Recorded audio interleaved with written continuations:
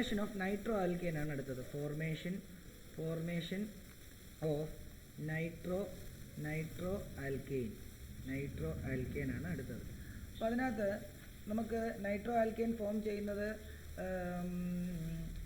By treating with അതും കൂടെ എഴുതിക്കോ. By treating with silver nitrate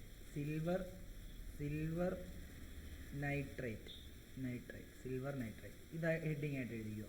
അപ്പോൾ ഇവിടെ നമുക്ക് ഇങ്ങനെ എഴുതാം, CH3Br ഇതിനെ ഞാൻ AgNO2 ട്രീറ്റ് ചെയ്യാണ്. AgNO2 ട്രീറ്റ് ചെയ്ത് കഴിഞ്ഞാൽ അവിടെ എന്താ വരുന്നതെന്ന് അറിയാമോ?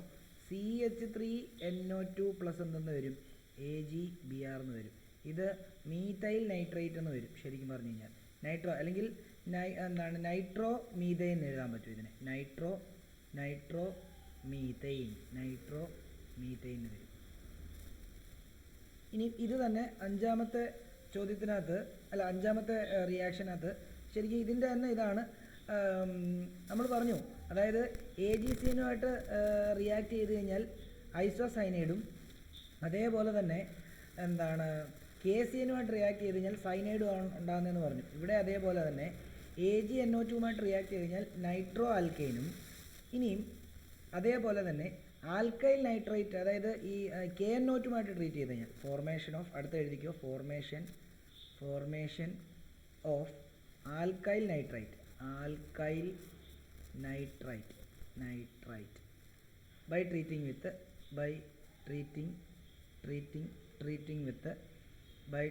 വിത്ത് KNO2 പൊട്ടാസ്യം നൈട്രേറ്റ് അല്ലെ പൊട്ടാസ്യം നൈട്രേറ്റ് എന്ന് അങ്ങ് എഴുതിക്കും.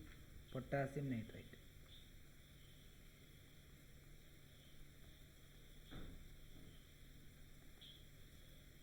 ഓക്കെ, അപ്പോൾ അതിൻ്റെ റിയാക്ഷൻ നമുക്ക് എങ്ങനെ എഴുതാൻ നോക്കിയോ? CH3Br പ്ലസ് KNO2 ഉണ്ടാകുന്ന കോമ്പൗണ്ട് ഇതാണ് നോക്കിയോളൂ. CH3ONO എന്ന് വരും. ONO. അപ്പം ഇത് ആംബിഡൻറ്റ് ന്യൂക്ലിയോഫൈലാണ്. ആംബിഡൻറ്റ് ന്യൂക്ലിയോഫൈലിൻ്റെ പ്രത്യേകത എന്താ? It has 2 binding site. അതായത് നൈട്രജനിലൂടെയും ബൈൻഡിങ് ചെയ്യാം, ഓക്സിജനിലൂടെയും ബൈൻഡിങ് ചെയ്യാം. ആ ആരിലൂടെ ബൈൻഡ് ചെയ്യണമെന്ന് തീരുമാനിക്കുന്നത് ആ ആഡ് ചെയ്യുന്ന റിയേജൻ്റാണ്. AgNO2ഉം KNO2ഉമാണ്. KNO2 ആഡ് ചെയ്ത് കഴിഞ്ഞാൽ ഓയിലൂടെ ബൈൻഡ് ചെയ്യും CH3 AgNO2 ആഡ് ചെയ്ത് കഴിഞ്ഞാൽ എന്നിലൂടെ CH3 ബൈൻഡ് ചെയ്യും. ഓക്കെ ആണല്ലോ. പ്ലസ് KBr എന്ന് വരും. ഇവിടെയും അതേപോലെ തന്നെ അതിന് 2 റീസൺ ഉണ്ട് എന്തുകൊണ്ടാണ് ഇങ്ങനെ 2 കോമ്പൗണ്ട് ഒരു ചെറിയൊരാളിനെ K മാറ്റി AG ആക്കുമ്പോഴും AG മാറ്റി K ആക്കുമ്പോഴും ഉണ്ടാകുന്ന പ്രൊഡക്റ്റ് ഡിഫറെൻ്റ് ആവാനായിട്ടുള്ള കാരണം ഒരൊറ്റ കാരണമാണ്. ഇത് മീഥൈൽ നൈട്രൈറ്റ് എന്ന് കൊടുക്കണേ. മീഥൈൽ നൈട്രൈറ്റ് എന്ന് കൊടുക്കണം. ഓക്കെ, അപ്പം അത് എന്തുകൊണ്ടാണെന്ന് ചോദിച്ചു കഴിഞ്ഞാൽ AgON double bond lone pair double bond O ഇതാണ് AgNO2ൻ്റെ ഇത്. ഇതിനകത്ത് ഈ ബോണ്ടിന് കോവാലൻ്റ് നേച്ചറാണ്. അത് കോവാലൻ്റ് ബോണ്ടാണ്. കോവാലൻ്റ് നേച്ചറിലെ കോവാലൻ്റ് ബോണ്ടാണ്. എന്നാൽ ഇത് തന്നെ അയണിക്ക് അതായത് KON ഡബിൾ ബോണ്ടോ ഇവിടെ ലോൺ പെയർ ഈ ബോണ്ട് ഉണ്ടല്ലോ ഇത് അയോണിക് നേച്ചറാണ്. കണ്ടോ? ഈ ഒരു കൺസെപ്റ്റ് ഡിഫറെൻ്റ് ഉള്ളതുകൊണ്ടാണ് അവിടെ ഉണ്ടാകുന്ന പ്രൊഡക്റ്റ് സെയിം. അതായത് 2 നൈട്രേറ്റ് തന്നെയാണ് റിയാക്ട് ചെയ്യുന്നത്. പൊട്ടാസ്യം നൈട്രേറ്റും അതേപോലെ തന്നെ സിൽവർ നൈട്രേറ്റുമാണ്. പക്ഷെ ഉണ്ടാകുന്ന പ്രൊഡക്റ്റ് എൻറ്റയർലി ഡിഫറെൻ്റ് ആവാൻ കാരണം ഇതാണെന്നുള്ള കാര്യം ഒന്ന് ഓർത്ത് വെച്ചേക്കുക. ഓക്കെ ആണല്ലോ. അടുത്തത് നമുക്ക് പറയാനുള്ളത് ആറാമത്തെ ഇതിൻ്റെ കെമിക്കൽ പ്രോപ്പർട്ടീസ്. കെമിക്കൽ പ്രോപ്പർട്ടീസ് അല്ല, കെമിക്കൽ പ്രോപ്പർട്ടീസ് ആണ്. നമ്മളിപ്പം ഹാലോ ആൽക്കെയിൻസിൻ്റെ കെമിക്കൽ പ്രോപ്പർട്ടീസ് ആണ് പറഞ്ഞുകൊണ്ടിരിക്കുന്നത്. അതിൽ ആറാമത്തെ കെമിക്കൽ റിയാക്ഷനാണ് നമ്മളിപ്പം ആറാമത്തെ കെമിക്കൽ റിയാക്ഷനാണ് നമ്മൾ പറഞ്ഞുകൊണ്ടിരിക്കുന്നത്. ആറാണോ എന്ന് ചെക്ക് ചെയ്യണം. ഞാൻ നേരത്തെ നമ്പർ ഓർക്കുന്നില്ല എത്രാമത്തെയാണ് തന്നതെന്ന്. ഓക്കെ, അപ്പം നോക്കിക്കോളൂ. ഫോർമേഷൻ ഓഫ് അമൈൻസ് അതായത് NH2 അതായത് ആൽക്കൈൽ ഗ്രൂപ്പിൽ NH2 വരുന്നതിനാണ് നമ്മൾ അമൈൻ എന്ന് പറയുന്നത്. ബൈ ട്രീറ്റിംഗ് വിത്ത് പറഞ്ഞോ, എന്തെങ്കിലും പറയണ്ടോ?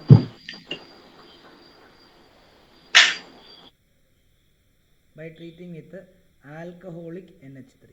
Alcoholic NH3. ഇതാണ് ഹെഡിങ്.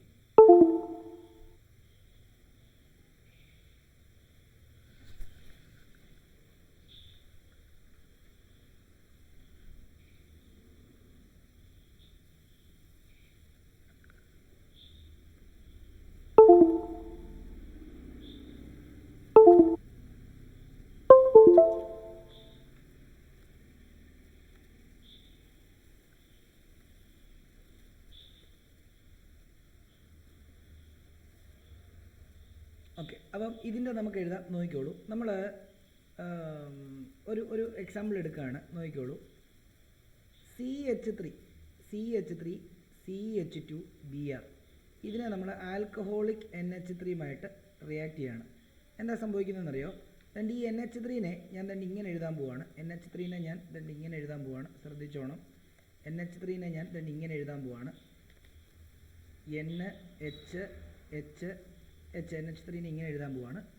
ഇത് റിയാക്ട് ചെയ്യുന്ന സമയത്ത് നോക്കിക്കോളൂ, ഇതെന്താ സംഭവിക്കുന്നതെന്ന് അറിയാമോ? ഇതിനകത്ത് ഇവിടുത്തെ ഒരു ബോണ്ടും ഇവിടുത്തെ ഒരു ബോണ്ടും പൊട്ടിയിട്ട് CH3, അല്ലെങ്കിൽ ഇപ്പോൾ ഒരു ഈ സൈഡിലെ ബോണ്ട് പൊട്ടിക്കാം. അതായത് ഈ ബോണ്ടും പൊട്ടും, ഇവിടുത്തെ ബോണ്ടും പൊട്ടും. എന്നിട്ട് ഇവ നേരെ ഇവിടെ വരും. അപ്പോൾ നമുക്ക് നോക്കാം. CH3 CH2 N, ഇവിടെ ഒരു H അതേപോലെ തന്നെ, ഇവിടെ ഒരു H അതേപോലെ തന്നെ, പ്ലസ് ഈ Hഉം ഈ Br കൂടെ ചേർന്നിട്ട് HBr ആവും. അതായത് അമോണിയ എക്സസ് ആയിട്ട് എടുക്കുകയാണെങ്കിൽ, അതായത് ഇത് എക്സസ് ആയിട്ട് എടുക്കുകയാണെങ്കിൽ റിയാക്ഷൻ ഇവിടെ നിൽക്കും. അതായത് if ammonia is taken in excess, the reaction will stop here. അപ്പോൾ ഇതിപ്പം നമ്മൾ എന്താ പറഞ്ഞത്? നമ്മൾ ഹാലോ ആൽക്കൈനെ അമോണിയമായിട്ട് റിയാക്ട് ചെയ്ത് കഴിഞ്ഞാൽ അവിടെ അമീൻസ് ഉണ്ടാവുമെന്ന് പറഞ്ഞത്. ഇതിൻ്റെ പേര് യഥൻ അമൈൻ എന്നാണ്. യഥൻ അമൈൻ എന്നാണ്. ഇതൊരു പ്രൈമറി അമീനാണ്. എന്നാൽ നമ്മൾ ഇതാണ് എക്സസ് ആയിട്ട് എടുക്കുന്നതെങ്കിൽ, അതായത് ഹാലോ ആൽക്കൈനെയാണ് നമ്മൾ എക്സസ് ആയിട്ട് എടുക്കാൻ പോകുന്നതെങ്കിൽ, അതായത് if halo alkane is taken in excess amount, if halo alkane is taken in excess amount,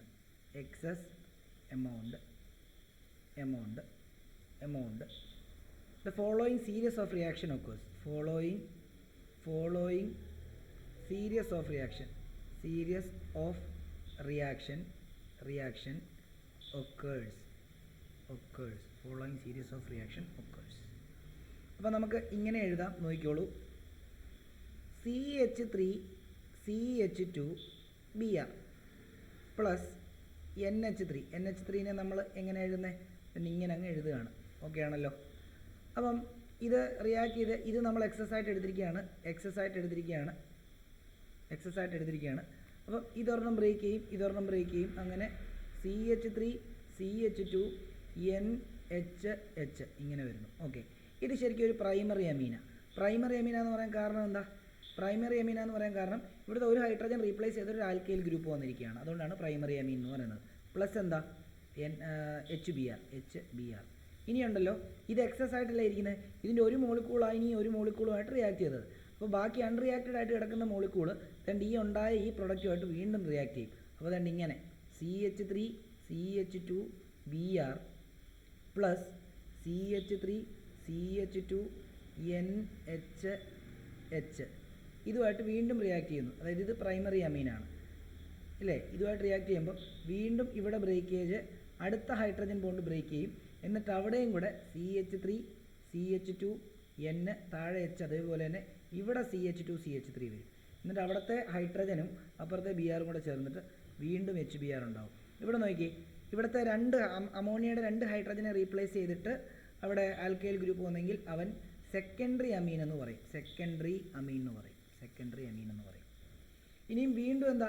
ഇത് എക്സസ് തന്നെ, ഇതും എക്സസിൽ തന്നെയാണ് ഇരിക്കുന്നത്. അപ്പോൾ അൺറിയാക്റ്റഡ് ആയിട്ട് കിടക്കുന്ന ഹാലോ ആൽക്കെയിൻസ് അല്ലെങ്കിൽ ബ്രോമോ ഇതേൻ ഇഷ്ടത്തിനുണ്ട്, അത് വീണ്ടും എന്ത് ചെയ്യും, ഈ സെക്കൻഡറി അമീനുമായിട്ടും റിയാക്ട് ചെയ്യും. ഒരു പാത്രത്തിനകത്താണല്ലോ ഇതെല്ലാം എടുത്തിരിക്കുന്നത്. അപ്പം CH3CH2Br എന്ത് ചെയ്യും, വീണ്ടും നമ്മുടെ ആ സെക്കൻഡറി അമീനുമായിട്ട് വീണ്ടും റിയാക്ട് ചെയ്യാം. CH3CH2N CH2CH3 ഇവിടെ H ഇതെന്ത് ചെയ്യും, റിയാക്ട് ചെയ്യുമ്പോൾ ഇതുണ്ട്, ഇതിങ്ങനെ ബ്രേക്ക് ചെയ്യും, ഇങ്ങനെ ബ്രേക്ക് ചെയ്യും. അപ്പോൾ എന്താ, ഇവിടെ CH3CH2N CH2CH3 ഇവിടെ CH2CH3 കണ്ടോ, പ്ലസ് HBr. ഇത് ടെറിഷ്യറി അമീനാണ്. ഓക്കെ ആണല്ലോ. അപ്പം നമ്മൾ മനസ്സിലാക്കേണ്ട ഒരു കാര്യം എന്ന് പറഞ്ഞാൽ വീണ്ടും റിയാക്ഷൻ, ഇതിൻ്റെ ഒരു കാര്യം കൂടെ വിട്ടുപോയി. ഇതിൻ്റെ എല്ലാ മണ്ടയ്ക്ക്, നൈട്രജൻ്റെ മണ്ടയ്ക്ക് എപ്പോഴും ഒരു ലോൺ പെയർ ഉണ്ടാവും കേട്ടോ. ഈ അമോണിയയുടെ മണ്ടയ്ക്ക് ഇത് പറയാൻ മറന്നുപോയി, അത് ഇവിടെയും ഉണ്ട്. നൈട്രജൻ്റെ മണ്ടയ്ക്ക് ലോൺ പെയർ ഉണ്ട്, ആ ലോൺ പെയർ എപ്പോഴും എക്സിസ്റ്റ് ചെയ്യും കേട്ടോ, അത് പറയാൻ വിട്ടുപോയി. അപ്പോൾ എവിടെയൊക്കെ നൈട്രജൻ അവിടെ എല്ലാം ലോൺ പെയർ വരച്ചേക്കണം. ഇനി എന്ത് ചെയ്യുന്നറിയാമോ, ഇനി റിയാക്ഷൻ ഇവിടെ നിൽക്കത്തില്ല, വീണ്ടും ഈ ലോൺ പെയറിനെ എന്ത് ചെയ്യും, ലോൺ പെയറിനെ വേണമെങ്കിൽ എന്ത് ചെയ്യും, മാറ്റിയിട്ട് വീണ്ടും അവിടെ ആൽക്കൈൽ ഗ്രൂപ്പ് വന്നു കഴിഞ്ഞാൽ ഇങ്ങനെ, അതായത് CH3CH2Br പ്ലസ് എന്താ, ഈ ടെർഷ്യറി അമീനുമായിട്ട് റിയാക്ട് ചെയ്യും. CH3CH2N CH2CH3 ഇവിടെ CH2CH3 ഇവിടെ എന്താണ്, ഇത് വന്നു. എന്നിട്ട് എന്ത് ചെയ്യും, ഈ ബോണ്ട് ബ്രേക്ക് ചെയ്തിട്ട് ഇത് നേരെ ഒരു ഇലക്ട്രോണിനെ വാങ്ങിച്ചിട്ട് then ഇവിടെ വന്നൊരു ബോണ്ട് ഫോം ചെയ്യും. നോക്കിയോ, അപ്പോൾ ഇവിടെ CH3CH2N CH2CH3 ഇവിടെ CH2CH3 ഇവിടെ CH2CH3 കണ്ടോ. അപ്പം ഈ നൈട്രജൻ്റെ ഒരു ഇലക്ട്രോൺ ആര് മേടിച്ചു, ഇവിടെ നിന്ന് വരുന്ന ഇതിനകത്ത് ഒരു കാർബൺ മേടിച്ചുകൊണ്ട് നൈട്രജൻ കൊടുത്തുകൊണ്ട് ഇവിടെ ഒരു പ്ലസും കൂടെ വരും. അതുകൊണ്ട് തന്നെ ഇതൊരു സോൾട്ടായിട്ട് മാറി, ക്വാട്ടനറി അമോണിയം സോൾട്ട് എന്ന് പറയും. ക്വാട്ടനറി അമോണിയം സോൾട്ട് എന്ന് പറയും. ഈ എൻ്റെ റിയാക്ഷനെ നമ്മൾ ഹോഫ്മാൻ അമോണലിസിസ് എന്ന് പറയും. The above reactions are known as Hofmann ammonolysis. Hofmann's ammonolysis.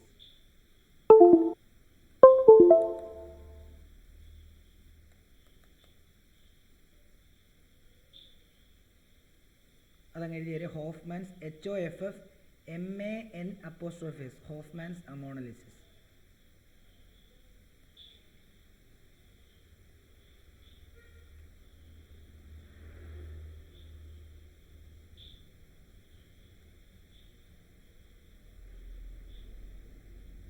ഈ റിയാക്ഷൻ നമ്മൾ അമീൻസ് എന്ന് പറഞ്ഞ ചാപ്റ്റർ നമുക്ക് പഠിക്കുന്നുണ്ട്, അതിനെ നമ്മൾ ഡീറ്റെയിൽ ആയിട്ട് പഠിക്കും.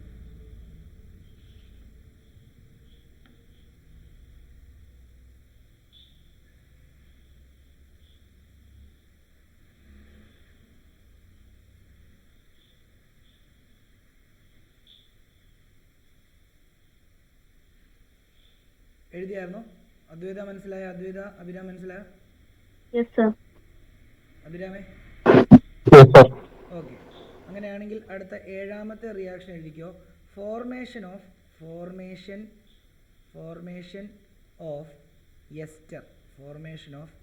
എസ്റ്റേഴ്സ് by treating with silver salt of carboxylic acid.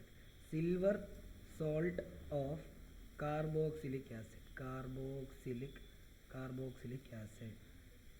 salt of carboxylic acid. അപ്പം സിൽവർ സോൾട്ട് ഓഫ് കാർബോക്സിലിക് ആസിഡുമായിട്ട് റിയാക്ട് ചെയ്ത് കഴിഞ്ഞാൽ ഹാലോ ആൽക്കൈൻ റിയാക്ട് ചെയ്ത് കഴിഞ്ഞാൽ എസ്റ്റർ ഉണ്ടാവുമെന്നാണ് നമ്മൾ പഠിച്ചിട്ടുള്ളത്. അപ്പം നമ്മൾ ആദ്യം മനസ്സിലാക്കേണ്ടത് ഈ silver salt of carboxylic acid എന്താ. അപ്പോൾ എപ്പോഴും ആലോചിച്ചോണം, ഒരു കാർബോക്സിലേറ്റ് അയോൺ അല്ലെങ്കിൽ അസറ്റേറ്റ് അയോൺ എന്ന് പറഞ്ഞൊരു അയോൺ ഉണ്ട്. അത് CH3 COO മൈനസ് അയോണിനെയാണ് നമ്മൾ അസറ്റേറ്റ് അയോൺ എന്ന് പറയുന്നത്.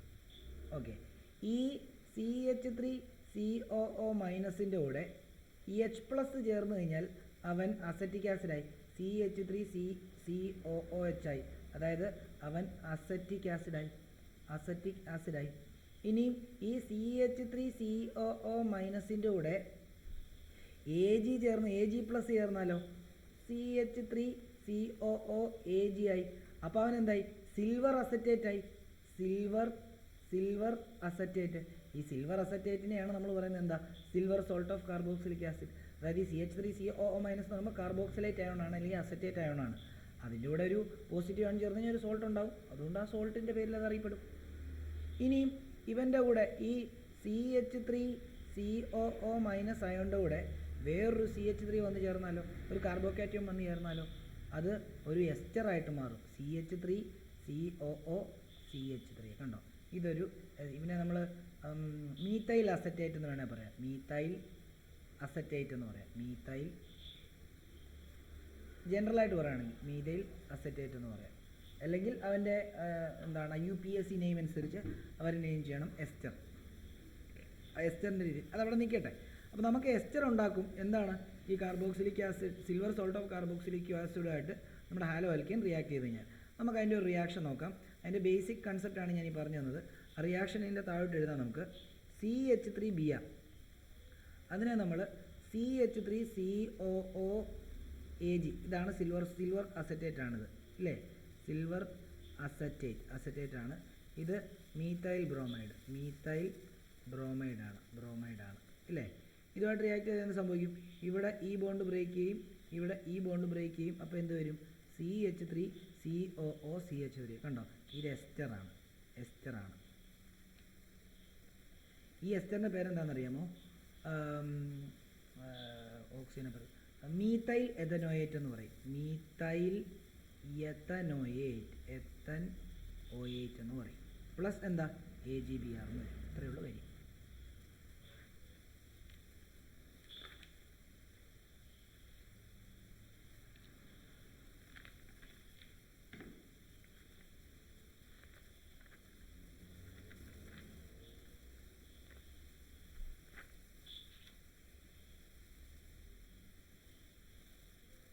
റിയാക്ഷൻ എഴുതിയോ?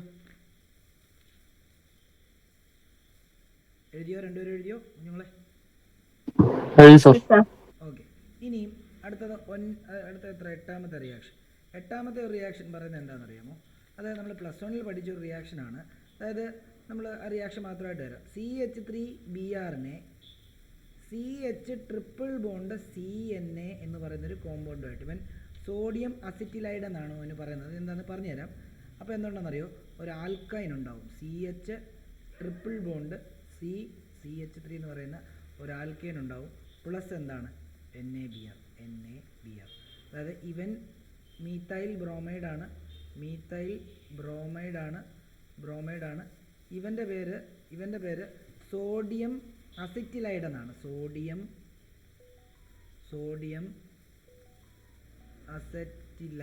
അസറ്റിലൈഡാണ്. ഇവൻ എന്താണ്? പ്രൊപ്പ് 1 അയിനാണ്. ഓക്കെ ആണല്ലോ. അപ്പം ഇതിൻ്റെ കെമിക്കൽ റിയാക്ഷനാണ്. അപ്പോൾ ഈ സോഡിയം അസറ്റിലൈഡ് എങ്ങനെയാണ് ഉണ്ടാക്കുന്നതെന്ന് +1 നമ്മൾ പഠിച്ചാണ്. അത് നമ്മുടെ ഈത്തൈനുമായിട്ട്, ഈത്തൈൻ എന്ന് പറയുമ്പോൾ CH ട്രിപ്പിൾ ബോണ്ട് CH, ഇതുമായിട്ട് നമ്മുടെ സോഡാമൈഡ് എന്ന് പറയുമ്പോൾ NaNH3 എന്ന് പറയുന്ന ഒരു കോമ്പൗണ്ട് ഉണ്ട്. ഇത് റിയാക്ട് ചെയ്യുമ്പോഴാണ് ശരിക്കും നമുക്ക് CH ട്രിപ്പിൾ ബോണ്ട് CNA എന്ന് പറയുന്ന ഈ കോമ്പൗണ്ട് കിട്ടുന്നത്. എന്നിട്ട് അതുമായിട്ടാണ് പിന്നീട് നമ്മുടെ ഹാലോ ആൽക്കീൻ പോയിട്ട് റിയാക്ട് ചെയ്തിട്ട് പ്രൊപ്പ് 1 എന്ന് പറയുന്ന സാധനം. ഇത് ഒരു ഓർത്ത് വെച്ചേക്കണം കേട്ടോ. കാരണം നമ്മൾ ഈ ABC റിയാക്ഷൻ എന്ന് പറഞ്ഞ് നമുക്ക് പഠിക്കാനുണ്ട്. ഫൈനൽ ഈ എല്ലാ ചാപ്റ്ററിനകത്തെയും കൂടെ ക്വസ്റ്റ്യൻ ഉൾപ്പെടുത്തി ചോദിക്കുന്നതാണ്.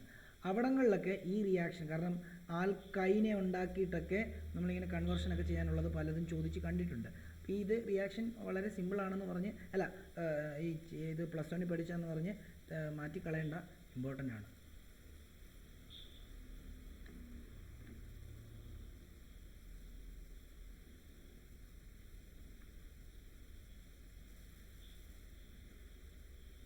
ഓക്കെ, മനസ്സിലായെന്ന് വിശ്വസിക്കുന്നു. അപ്പോൾ നമ്മുടെ കെമിക്കൽ പ്രോപ്പർട്ടീസ് എല്ലാം കഴിഞ്ഞു. ഇനി നമ്മൾ ഇതിനകത്ത് ഒപ്റ്റിക്കൽ ഐസോമറിസം എന്ന് പറഞ്ഞൊരു ടോപ്പിക്കുണ്ട്. ഇത് എല്ലാ ചാപ്റ്ററിനകത്തും പഠിപ്പിക്കത്തില്ല കേട്ടോ. ഈ ചാപ്റ്ററിനകത്ത് പഠിപ്പിച്ച് കഴിഞ്ഞാൽ പിന്നീട് ഇനി എല്ലാ ചാപ്റ്ററിനകത്തും ഇതുണ്ട്, പക്ഷേ എല്ലാ ചാപ്റ്ററിനകത്ത് പഠിപ്പിക്കേണ്ട ആവശ്യമില്ല. ഈ ചാപ്റ്ററിനകത്ത് തന്നെയാണ് അടുത്ത ചാപ്റ്ററിലും എല്ലാം വരുന്നത്. അപ്പോൾ ഈ ചാപ്റ്ററിനകത്ത് ഡീറ്റെയിൽ ആയിട്ട് എല്ലാ കാര്യങ്ങളും നോട്ട് വന്ന് പഠിപ്പിക്കും. അത് ക്ലിയർ ആയിട്ട് എഴുതിയെടുത്ത് മനസ്സിലാക്കിയാൽ മാത്രമേ ഇനി അങ്ങോട്ടേക്കുള്ള കാര്യങ്ങളെല്ലാം മനസ്സിലാകത്തുള്ളൂ. ഇനി SN1 SN2 റിയാക്ഷൻ എന്ന് പറഞ്ഞ് ഈ ചാപ്റ്ററിനകത്തും അടുത്ത ചാപ്റ്ററിലോട്ടും ഒക്കെ വേണ്ട ഒത്തിരി സാധനങ്ങൾ പഠിക്കാനുണ്ട്. ഒക്കെ വളരെ വളരെ വളരെ വളരെ ഇമ്പോർട്ടൻ്റ് ആണ്. അപ്പോൾ അതുകൊണ്ട് ഇനി പഠിപ്പിക്കുന്ന കാര്യങ്ങൾ വൃത്തിക്ക് നോക്കുക. അത് ഇതിൻ്റെ ഓർഡറിൽ പഠിപ്പിക്കുന്ന സാധനമല്ല. നമ്മൾ ഓൾറെഡി പറഞ്ഞായിരുന്നു, നമ്മളൊരു ചാപ്റ്റർ പഠിക്കുവാണെങ്കിൽ, എന്താണ് ഓർഗാനിക് കെമിസ്ട്രി ഒരു ചാപ്റ്റർ പഠിക്കുകയാണെങ്കിൽ നമ്മൾ ആദ്യം എന്ത് പഠിക്കും? ബേസിക് പഠിക്കും. പിന്നെ അതിൻ്റെ എന്ത് പഠിക്കും? നോമൻക്ലേച്ചർ, പിന്നെന്താ ക്ലാസിഫിക്കേഷൻ, അല്ലെങ്കിൽ ക്ലാസിഫിക്കേഷൻ നോമൻക്ലേച്ചർ, പിന്നെ അതിൻ്റെ പ്രിപ്പറേഷന്, പിന്നെ അതിൻ്റെ ഫിസിക്കൽ പ്രോപ്പർട്ടി, പിന്നെ അതിൻ്റെ കെമിക്കൽ പ്രോപ്പർട്ടി, യൂസസ്. ഈ പാറ്റേണിലാണ് പോകുന്നതെന്നാണ് നമ്മൾ പഠിപ്പിച്ചത് അല്ലേ? അപ്പം ഇവിടെ നമ്മൾ എന്താ ചെയ്യുക? ഇവിടെ നമ്മൾ ഈ എന്താ ഈ പാറ്റേൺ തന്നെയാണ് പോകുന്നത്. നമ്മളിപ്പം എന്താണ് കെമിക്കൽ പ്രോപ്പർട്ടീസ് വരെ പഠിച്ചിട്ടുണ്ട് അല്ലേ? സോറി, കെമിക്കൽ പ്രോപ്പർട്ടീസ് വരെ പഠിച്ചു. ഇനിയും അതിനകത്ത് നമുക്ക് പഠിക്കാനുള്ളൊരു കാര്യം എന്താണെന്ന് ചോദിച്ചു കഴിഞ്ഞാൽ, ഈ കെമിക്കൽ പ്രോപ്പർട്ടീസിനകത്ത് റിയാക്ഷൻ കുറച്ചുകൂടെ കൂടുതൽ നന്നായിട്ട് മനസ്സിലാവണമെങ്കിൽ ഒപ്റ്റിക്കൽ ഐസോമറിസം എന്ന് പറയുന്നൊരു സാധനം നമുക്ക് പഠിക്കണം. അത് എല്ലാ ചാപ്റ്ററിനകത്തും ഉള്ളൊരു സാധനമാണ്. അപ്പോൾ അതുകൊണ്ട് അത് ഇവിടെ നമ്മൾ ഡീറ്റെയിൽ ആയിട്ട് പഠിപ്പിക്കും. അപ്പം ഹെഡിങ് എഴുതാം, optical isomerism. Optical isomerism. Optical isomerism. അപ്പോൾ അതിനകത്ത് ഒപ്റ്റിക്കൽ ഐസോമറിസത്തിനകത്ത് പറയുന്നത് it is A kind of stereo isomerism.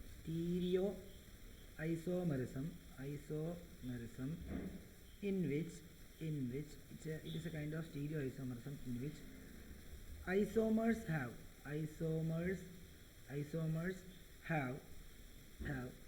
same physical property, but they differ in their behavior towards polarized light.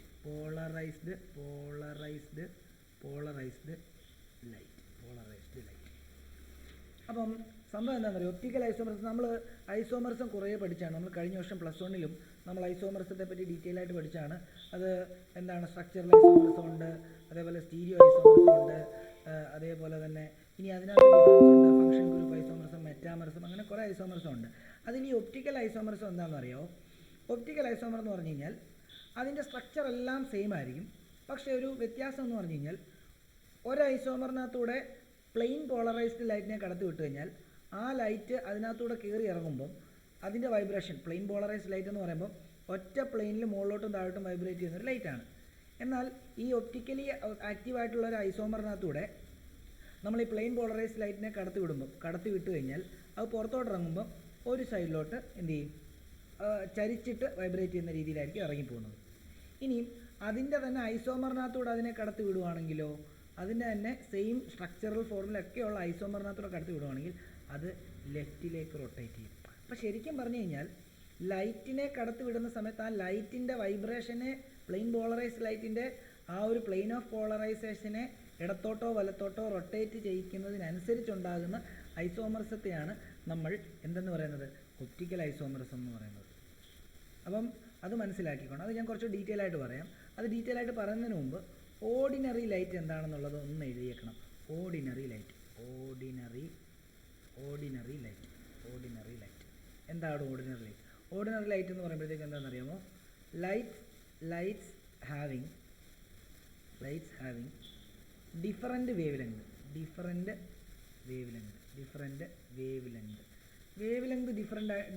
അതായത് different wavelength means different colours എന്ന് ഓർത്താൽ മതി. Different അങ്ങനെ ഓർത്താലും മതി. Different colours,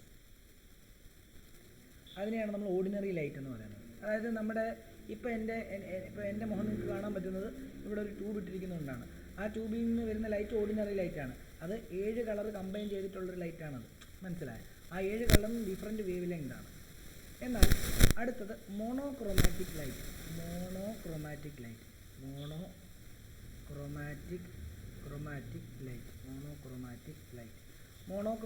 എന്ന് പറയുമ്പോൾ light having only one wavelength, only one wavelength, one wavelength. Length. ഒരു wave ലെങ്തേ കാണുള്ളൂ. ഒരു വേവ് ലെങ്തേ കാണത്തുള്ളൂ എന്ന് പറഞ്ഞാൽ അതിനർത്ഥം ഒരു കളറേ ഉള്ളതാണ്. മോണോക്രോമാറ്റിക്, ഒരു കളറുള്ള ലൈറ്റ്. യെല്ലോ ആവാം, അല്ലെങ്കിൽ റെഡ് ആവാം, അല്ലെങ്കിൽ ബ്ലൂ ആവാം, അല്ലെങ്കിൽ ഗ്രീൻ ആവാം. ഓക്കെ, ഇനിയും പ്ലെയിൻ പോളറൈസ് ലൈറ്റ് എന്താണെന്നുള്ളത് പറയാം. ഇനി അതിനൊക്കെ ഇതായിട്ട് ഇതിൻ്റെ ഒരു പോയിന്റ്, ഇതെല്ലാം ഒരു പോയിന്റ് ഇട്ടിട്ട് അങ്ങ് എഴുതിയാൽ മതി കേട്ടോ. ഒരു പോയിന്റ്, അടുത്തൊരു പോയിന്റ്, പോയിന്റ് ആക്കി അങ്ങ് എഴുതിയാൽ മതി. ഇതൊരു പോയിന്റ്. ഇനി അടുത്തൊരു പോയിന്റ് എഴുതാൻ പോകുന്നത് നോക്കിക്കോളൂ. Usually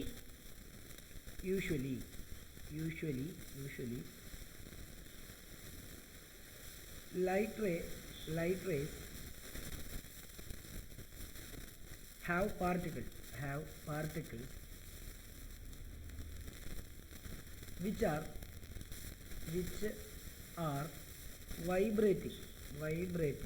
vibrating in all possible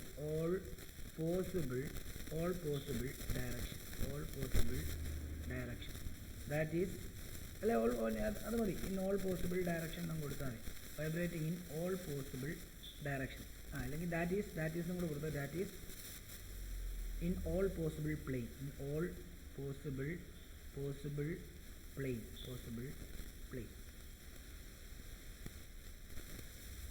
അതിൻ്റെ ബാക്കിയായിട്ട് എഴുതേണ്ടത് in case of plane polarised light, in case of plane polarized light, they are vibrating only in single plane. ഒരു ഉദാഹരണം പറഞ്ഞു കഴിഞ്ഞാൽ, ഇപ്പോൾ ഇതൊരു ഓർഡിനറി ലൈറ്റിൻ്റെ പാർട്ടിക്കിളാണ്.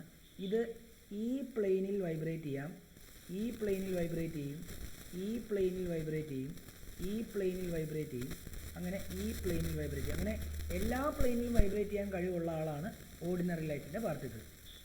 പ്ലെയിൻ പോളറൈസ്ഡ് ലൈറ്റ് എന്ന് പറഞ്ഞാൽ എന്താ? പ്ലെയിൻ പോളറൈസ്ഡ് ലൈറ്റിനകത്ത് വരുമ്പോൾ ആ പാർട്ടിക്കിൾ ഒന്നെങ്കിൽ ഈ ഒരു പ്ലെയിനിലോ, അല്ല എങ്കിൽ ഈ ഒരു പ്ലെയിനിലോ, അല്ല എങ്കിൽ ഈ ഒരു പ്ലെയിനിലോ, ഏതെങ്കിലും ഒരു പ്ലെയിനിൽ മാത്രം വൈബ്രേറ്റ് ചെയ്യുന്ന അല്ലെങ്കിൽ ലൈറ്റ് പാർട്ടിക്കിൾസ് ഉള്ള ലൈറ്റിനെയാണ് നമ്മൾ പ്ലെയിൻ പോളറൈസ്ഡ് ലൈറ്റ് എന്ന് പറയുന്നത്. അപ്പം ഇതൊരു ഓർഡിനറി ലൈറ്റാണ്. ഇതിനെ നമുക്ക് പ്ലെയിൻ പോളറൈസ്ഡ് ലൈറ്റ് ആക്കണമുണ്ടല്ലോ, ഇതിനെ നമ്മൾ ഒരു നിക്കോൾ പ്രിസം എന്ന് പറയുന്ന ഒരു ഇതിനകത്തൂടെ കടത്തി വിട്ടാൽ മതി. നിക്കോൾ പ്രിസത്തിനകത്തൂടെ കടത്തി വിട്ട് കഴിഞ്ഞാൽ ഇതിനകത്തെ ഈ ലൈറ്റ് റേസിനെ അതെന്തായിട്ട് മാറ്റും? അത് ഒരു സിംഗിൾ പ്ലെയിനിൽ വൈബ്രേറ്റ് ചെയ്യുന്ന പോലെ ആക്കും. അതായത് സിംഗിൾ പ്ലെയിനിൽ വൈബ്രേറ്റ് ചെയ്യുന്നൊരു, ബാക്കിയുള്ള എല്ലാം എന്ത് ചെയ്യും? കട്ട് ഓഫ് ചെയ്യും. അതായത് നമ്മുടെ കൂളിംഗ് ഗ്ലാസ് ചെയ്യുന്ന പരിപാടി ഇതാണ്, പോളറോയിഡാണ്. അതായത് നമ്മൾ സൺഗ്ലാസ് വെക്കുന്ന എന്തിനാ? സൂര്യൻ, അതായത് നമ്മൾ ഡേ ടൈം ഒക്കെ പോകുന്ന സമയത്ത് നമ്മുടെ കണ്ണിനെ പ്രൊട്ടക്റ്റ് ചെയ്യാനാണ്. കാരണം അൾട്രാ വയലറ്റ് കിരണങ്ങൾ എന്ന് പറയുന്നത് ഓർഡിനറി ലൈറ്റാണ്. അപ്പം അത് എല്ലാ ഡയറക്ഷനിലുള്ള പാർട്ടിക്കിൾ വൈബ്രേറ്റ് ചെയ്യുന്നതുകൊണ്ട് ഹൈ ഇൻറ്റൻസിറ്റി ആയിരിക്കും ലൈറ്റിന്. അപ്പോൾ നമ്മൾ കണ്ണാടി വെക്കുമ്പോൾ എന്ത് സംഭവിക്കും? അതിനകത്തൂടെ ഈ ലൈറ്റ് കടന്നു വരുന്ന സമയത്ത് വെട്ടം കുറവായിരിക്കും. അപ്പം അതെന്തുകൊണ്ടാണെന്ന് ചോദിച്ചു കഴിഞ്ഞാൽ അതിൻ്റെ എല്ലാ വൈബ്രേഷനും കട്ട് ചെയ്തിട്ട് ഒരു പ്ലെയിനിൽ മാത്രമേ ആ വൈബ്രേഷൻ തരുള്ളൂ. അതാണ്. ഇതിനെയാണ് ഞാൻ ഒരു ഒപ്റ്റിക്കലി ആക്റ്റീവ് മീഡിയത്തിനകത്തൂടെ കടത്തി വിടാൻ പോകുന്നത്. ഇതൊരു ഒപ്റ്റിക്കലി ആക്റ്റീവ് മീഡിയമാണ്. ഇത് PPL ആണ്. പ്ലെയിൻ പോളറൈസ്ഡ് ലൈറ്റ് എന്നങ്ങ് PPL എന്നങ്ങ് എഴുതുകയാണ്. ഇത് optically active medium. Optically active medium.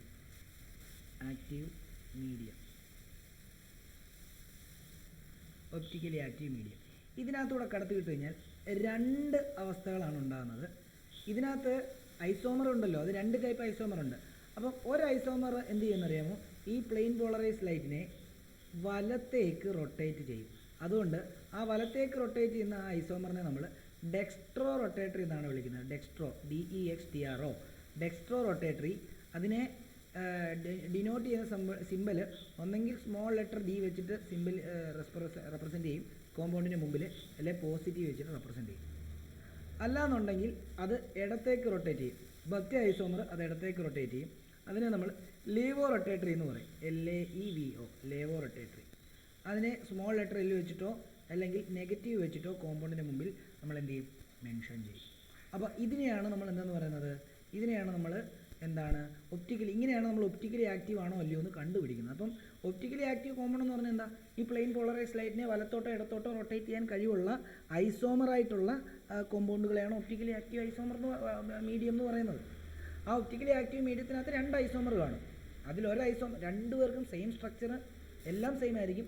പക്ഷേ പ്രശ്നം എന്ന് പറഞ്ഞു കഴിഞ്ഞാൽ പ്ലെയിൻ പോളറൈസ് ലൈറ്റിനെ നമ്മളിപ്പം ഒരു ഐസോമറിന് ഒരു പാത്രത്തിനകത്തോട്ട് ട്രാൻസ്ഫർ ചെയ്തിട്ട് അതിനകത്തൂടെ പ്ലെയിൻ പോളറൈസ് ലൈറ്റിനെ കടത്തി വിട്ട് കഴിഞ്ഞാൽ അത് വലത്തോട്ടേ റൊട്ടേറ്റ് ചെയ്യത്തുള്ളൂ. എന്നാൽ മറ്റേ ഐസോമറിനെ ഇതിനകത്തുനിന്ന് എക്സ്ട്രാക്ട് ചെയ്തെടുത്തിട്ട് വേറൊരു പാത്രത്തിനകത്ത് എടുത്തിട്ട് അതിനകത്തൂടെ പ്ലെയിൻ പോളറൈസ് ലൈറ്റിനെ കടത്തി വിട്ട് കഴിഞ്ഞാൽ അത് ഇടത്തോട്ടേ റൊട്ടേറ്റ് ചെയ്യത്തുള്ളൂ. മനസ്സിലായി? ഇത് ഇടത്തോട്ടാണോ വലത്തോട്ടാണോ റൊട്ടേറ്റ് ചെയ്യുന്നത് നമുക്ക് മനസ്സിലാക്കുന്നത് പോളറിമീറ്റർ എന്ന് പറയുന്നൊരു ഡിവൈസ് ഉണ്ട്. അത് നമ്മൾ രണ്ട് ഇവിടോട്ട് ഇങ്ങനെ വെക്കും. ഇവിടെ എന്നിട്ട് പുറത്തോട്ട് വരുന്ന ലൈറ്റിനെ എന്ത് ചെയ്യും, നമ്മൾ വീക്ഷിക്കും.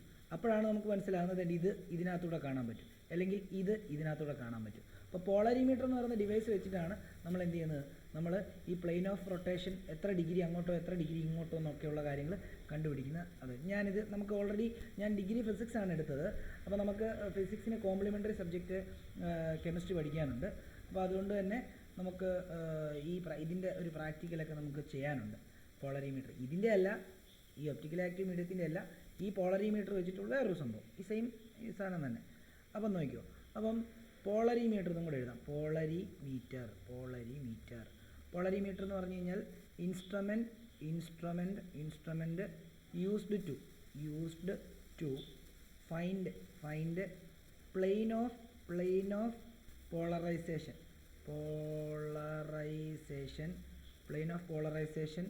ഓഫ് പ്ലെയിൻ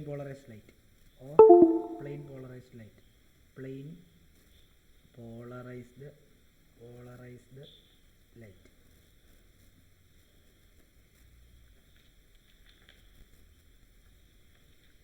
ഇനിയും താഴോട്ട് ഒന്ന് എഴുതേണ്ട 2-3 കാര്യങ്ങൾ ഞാൻ പറഞ്ഞുതരാം. ഒരു ഡോട്ട് ഇട്ടിട്ട് isomers which can rotate plane of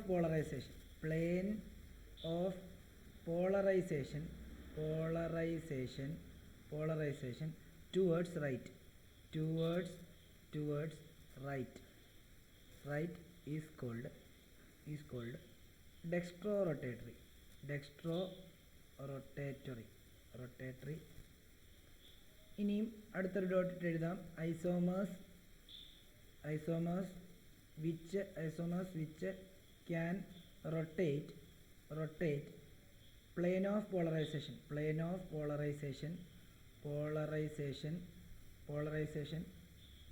towards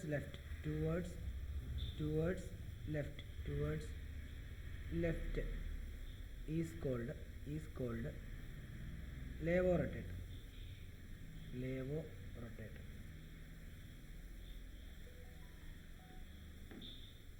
ഇത്തരം കാര്യങ്ങൾ മനസ്സിലായെന്നൊന്ന് പറയണേ.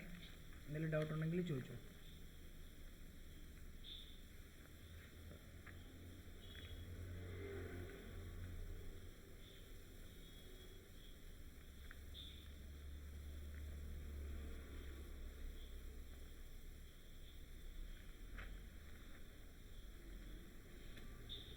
ഡൗട്ട് ഉണ്ടോ? അഭിരാം ഓക്കെ ആണോ? അതേപോലെ നമ്മുടെ അദ്വൈത ഓക്കെ. ഇനി നമുക്ക് ഈ ഒപ്റ്റിക്കൽ ഐസോമർ ആണ് നമുക്ക് എങ്ങനെ മനസ്സിലാക്കാം, അല്ലെങ്കിൽ ഒരു കോമ്പൗണ്ട് തന്നു കഴിഞ്ഞാൽ ആ കോമ്പൗണ്ട് ഒപ്റ്റിക്കലി ആക്റ്റീവ് ആണോ അല്ലയോ എന്നുള്ളത് നമുക്ക് എങ്ങനെ മനസ്സിലാക്കാൻ പറ്റും എന്നുള്ളതാണ് അടുത്ത ടോപ്പിക്ക്. അതിന് നമ്മൾ ഹെഡിങ് എഴുതുക, condition for optical isomerism. Condition for optical isomerism. Condition for optical isomerism. അതിൽ ഏക കണ്ടീഷനേ ഉള്ളൂ. അതെന്താണെന്ന് ചോദിച്ചു കഴിഞ്ഞാൽ മോളിക്കുലാർ അസിമെട്രി ആൻഡ് കൈറാലിറ്റി എന്ന് പറയുന്നൊരു കണ്ടീഷൻ. അതിനെ നമ്മൾ മോളിക്കുലാർ അസിമെട്രി ആൻഡ് കൈറാലിറ്റി എന്ന് പറയും. മോളിക്കുലാർ അസിമെട്രി ആൻഡ് കൈറാലിറ്റി എന്ന് പറയും. ഓക്കെ ആണല്ലോ.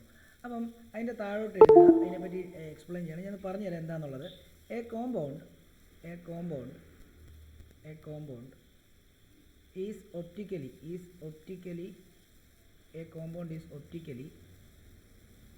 A compound is optically active when when it is non-superimposable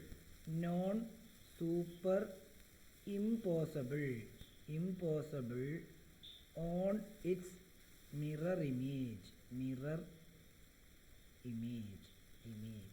എന്താണെന്നുള്ളത് പറഞ്ഞുതരാം. such compounds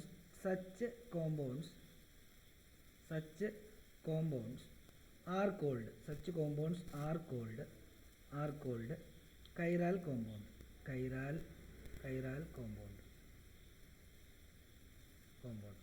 or asymmetric compound.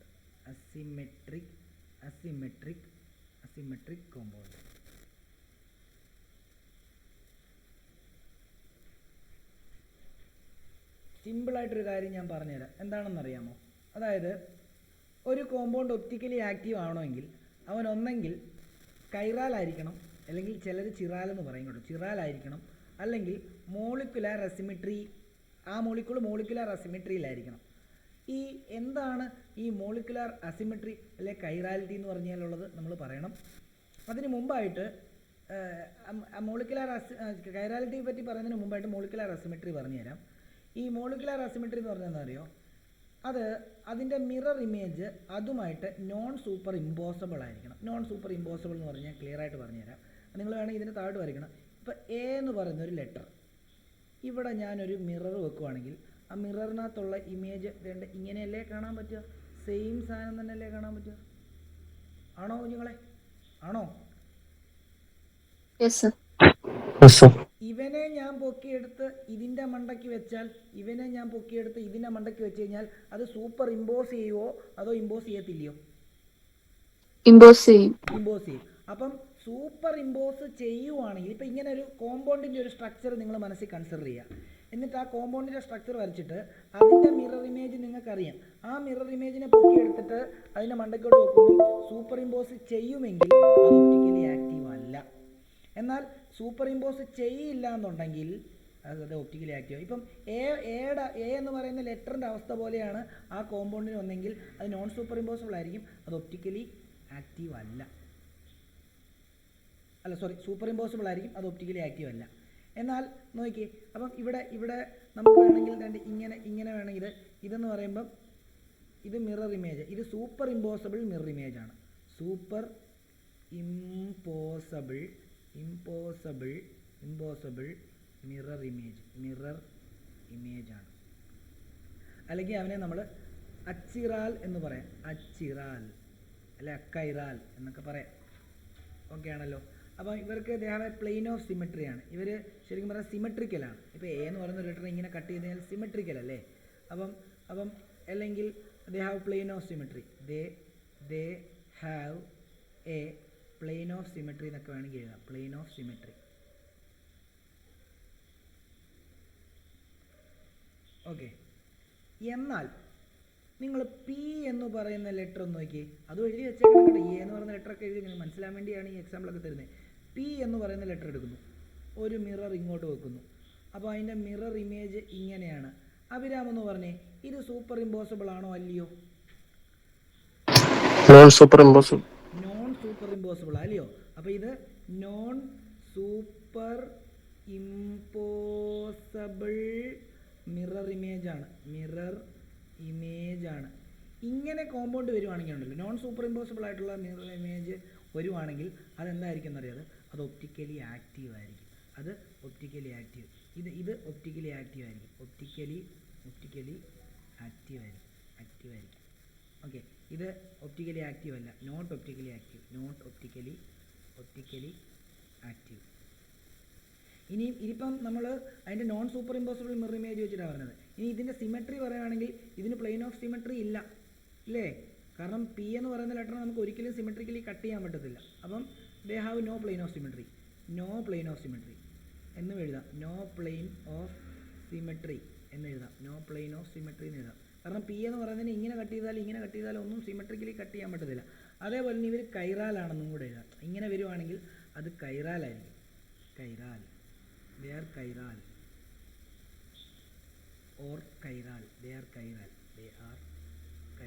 ഈ പി എന്ന് പറയുന്ന ലെറ്ററും എ എന്ന് പറയുന്ന ലെറ്ററും കയറാലാന്നല്ല പറഞ്ഞത് കേട്ടോ. ആ കോമ്പൗണ്ട് ഇങ്ങനെ വരുവാണെങ്കിൽ എന്നുള്ളതാണ് ഉദ്ദേശിക്കുന്നത്. നിങ്ങൾ മനസ്സിലാൻ വേണ്ടി എഴുതുന്നതേ ഉള്ളൂ. ഓക്കെ. എന്നാൽ ഒരു പ്രശ്നമുണ്ട്. ചിറാൽ കോമ്പൗണ്ട് ആയിട്ടും ഒപ്റ്റിക്കലി ആക്റ്റീവ് അല്ല. നമ്മളിപ്പോൾ പറഞ്ഞെന്താ, ചിറാൽ കോമ്പൗണ്ട് ആണെങ്കിൽ ഒപ്റ്റിക്കലി ആക്റ്റീവ് ആണ് എന്നാണ് നമ്മൾ പറഞ്ഞത്. എന്നാൽ ചിറാൽ കോമ്പൗണ്ട് ആയിട്ടും ഒപ്റ്റിക്കലി ആക്റ്റീവ് അല്ല. അതായത് 2 ചിറാൽ കാർബൺ ഉണ്ടായിട്ട് പോലും ഒപ്റ്റിക്കലി ആക്റ്റീവ് അല്ലാത്ത ഹാലോ ആൽക്കെയിൻസ് നമുക്ക് കാണിച്ചു തരാൻ പറ്റും. അപ്പം ചിറാലിറ്റിയും മോളിക്കുലാർ അസിമെട്രിയും അല്ല, അത് മാത്രമല്ല ഈ ഒപ്റ്റിക്കൽ ആക്ടിവിറ്റിയെ തീരുമാനിക്കുന്നത്. ആകെ ഒപ്റ്റിക്കൽ ആക്ടിവിറ്റിയെ തീരുമാനിക്കുന്ന ആരറിയോ? നോൺ സൂപ്പർ ഇമ്പോസിബിൾ മിറർ ഇമേജാണ്. Non super impossible mirror image ആണോ, അത് ഒപ്റ്റിക്കലി ആക്റ്റീവ് ആയിരിക്കും. ഇനി non super impossible mirror image ഇല്ലേ, അത് ഒപ്റ്റിക്കലി ഇനാക്റ്റീവ് ആയിട്ടുള്ള കോമ്പൗണ്ട് ആയിരിക്കും. അപ്പോൾ അത് ഓർത്ത് വെച്ചേക്കണം കേട്ടോ. അത് ഞാൻ ജസ്റ്റ് പറഞ്ഞതേ ഉള്ളൂ. ഞാൻ ഇനി അങ്ങോട്ട് വരുമ്പോഴത്തേക്ക് അത് പറയുന്നുണ്ട്, എന്നാലും ഞാൻ നിങ്ങളെ ഒന്ന് ഓർപ്പിച്ചതാണ്. എഴുതിയെന്ന് വിശ്വസിക്കുന്ന അടുത്തയിലേക്ക് പോവാണ്. അടുത്ത ഹെഡിങ് എഴുതുക, ചിറാലിറ്റി സെൻറ്റർ അഥവാ അസിമെട്രിക് കാർബൺ. അസിമെട്രിക് കാർബൺ അഥവാ സ്റ്റീരിയോ സെൻറ്റർ. ഓക്കെ. ഇതൊന്നുമില്ല, ഞാനൊരു എക്സാമ്പിൾ വെച്ചിട്ട് സിമ്പിളായിട്ട് പറഞ്ഞു തരാം. നമ്മളിപ്പോൾ ഒരു കോമ്പൗണ്ട് വരയ്ക്കുകയാണ്, CH3COOH. ഈ കാർബണിൻ്റെ 4 ബോണ്ട്, ഇവിടെ ഒരു ഹൈഡ്രജൻ, ഈ ഒരു ബോണ്ടിൽ CH3, ഈ ഒരു ബോണ്ടിൽ OH. ഇത് ശരിക്കും ലാക്റ്റിക് ആസിഡ് എന്ന് പറയും. നിങ്ങൾ നോക്കിക്കഴിഞ്ഞാൽ ഈ കാർബണിൻ്റെ 4 ബോണ്ടുകളും സാറ്റിസ്ഫൈ ചെയ്തിരിക്കുന്ന 4 ഡിഫറെൻറ്റ് ഗ്രൂപ്പാണ്. നോക്കി, ഇതൊരു COH ഗ്രൂപ്പാണ്, ഇതൊരു H ഗ്രൂപ്പാണ്, ഇത് CH3 ഗ്രൂപ്പാണ്, ഇതൊരു OH ഗ്രൂപ്പാണ്. അങ്ങനെ 4 ഗ്രൂപ്പുകളും 4 ഡിഫറെൻറ്റ് ആൾക്കാരാണ് എന്ത് ചെയ്യുന്നത്, സാറ്റിസ്ഫൈ ചെയ്യുന്നത്. അതുകൊണ്ട് ഇവനെ നമ്മൾ ചിറാൽ കോമ്പൗണ്ട് എന്ന് വിളിക്കും. ക്ലിയർ ആണോ? ചിറാൽ കോമ്പൗണ്ട് എന്ന് വിളിക്കും. ചിറാൽ കോമ്പൗണ്ട് അല്ല, ചിറാൽ കാർബൺ എന്ന് വിളിക്കും. ചിറാൽ കാർബൺ എന്ന് വിളിക്കും. ഓക്കെ ആണല്ലോ. അപ്പം അത് വേണമെങ്കിൽ സൈഡിലോട്ട് എഴുതാം. A carbon whose 4 valencies are satisfied by 4 different groups are called a carbon are called chiral carbon.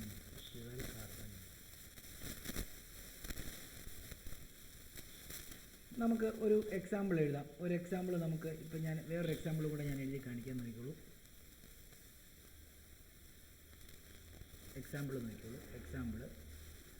2-bromobutane ഞാൻ വരച്ചാണ്. 2-bromobutane എന്ന് പറയുമ്പോൾ ബ്യൂട്ടൈൻ 4, 1 2 3 4.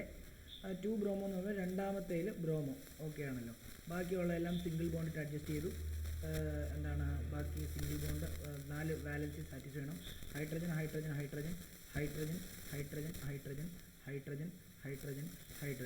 അഭിരാം പറയാം. അഭിരാമേ, ഇതിനകത്ത് ഏതാണ് ചിറാൽ കാർബൺ? സെക്കൻഡ്. കണ്ടോ? അപ്പോൾ നമുക്ക് മനസ്സിലായി. കാരണം ഇവിടെ നോക്കുവാണെങ്കിൽ ഇവിടെ കംപ്ലീറ്റ്ലി ലെഫ്റ്റ് സൈഡിൽ ഒരു CH3 ഗ്രൂപ്പാണ്. ഇവിടെ ഒരെണ്ണം ഹൈഡ്രജനും ഒരെണ്ണം ബ്രോമിനും, റൈറ്റ് സൈഡിൽ ഒരു CH3 ഗ്രൂപ്പാണ്. അപ്പം രണ്ടാമത്തെ കാർബണിൻ്റെ മണ്ടയ്ക്ക് നിങ്ങളൊരു സ്റ്റാർ ഇട്ടേക്ക്.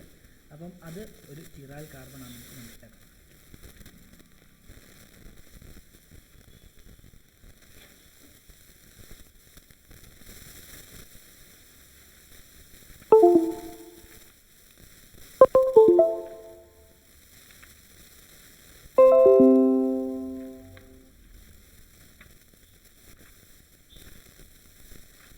കുറച്ച് ഒരു 2-3 ടോപ്പിക്ക് കൂടെ അങ്ങ് പഠിപ്പിക്കുവാണേ. അപ്പം മറ്റേ അവരുടെ ബാച്ചിലോട്ട് അങ്ങ് ആവും. കുഴപ്പമില്ല, ഇരിക്കാമല്ലോ. ഒരു 10-15 മിനിറ്റ് കൂടി ഇരിക്കാമല്ലോ കുഞ്ഞുങ്ങളെ. അഭിരാം, അപ്പം നോക്കിക്കോളൂ.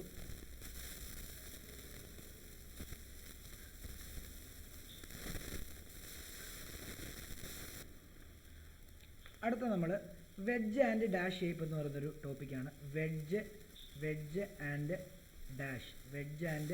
ഡാഷ് ഷേപ്പ് എന്ന് പറയുന്ന ഒരു ടോപ്പിക്കാണ് വെഡ്ജ് ആൻഡ് ഡാഷ് ഷേപ്പ്. അപ്പം അതിനകത്ത് നമ്മളൊരു മോളിക്യൂളിനെ 3 ഡയമെൻഷനലി നമ്മളിപ്പോൾ തൊട്ട് മുമ്പേ വരെ പടം വരച്ചത് എങ്ങനെയാണ്? then ഇങ്ങനെയാണ് വരച്ചത്, എല്ലാം ഇങ്ങനെയാണ് വരച്ചത് ഇല്ലേ? ഇതൊരു 3 ഡയമെൻഷനൽ. ശരിക്കും ഓർഗാനിക് കോമ്പൗണ്ടുകളെല്ലാം 3 ഡയമെൻഷനലായിട്ടാണ് ഇരിക്കുന്നത്. നമ്മൾ 2 ഡയമെൻഷനിലാണ് വരച്ചത്, എല്ലാം 3 ഡയമെൻഷനിലാണ് ഇരിക്കുന്നത്. അപ്പോൾ ആ 3 ഡയമെൻഷനിൽ റെപ്രസെൻറ്റ് ചെയ്യുമ്പം നമ്മുടെ സൈഡിലോട്ട് ഏതാണോ, അപ്പുറത്തെ സൈഡിലോട്ട് ഏതാണോ, മുകളിലോട്ട് ഏതാണോ, സൈഡിലോട്ട് ഏതാണെന്നുള്ളത് തീരുമാനിക്കുന്ന ഒരു ഷേപ്പ്, ഒരു കൺസെപ്റ്റാണ് വെഡ്ജ് ആൻഡ് ഡാഷ് ഷേപ്പ് എന്ന് പറയുന്നത്. അപ്പം അത് എന്തൊക്കെയാണ് സൂചിപ്പിക്കുന്നത് എന്നുള്ളത് ഒന്ന് എഴുതിയിട്ടേരെ. Ordinary line indicates bonds placed in the plane of paper. Placed in the plane of paper. Thick line represents thick line represents the bond towards the observer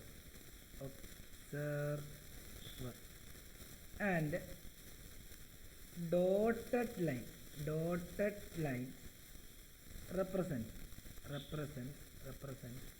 the bond away from the observer,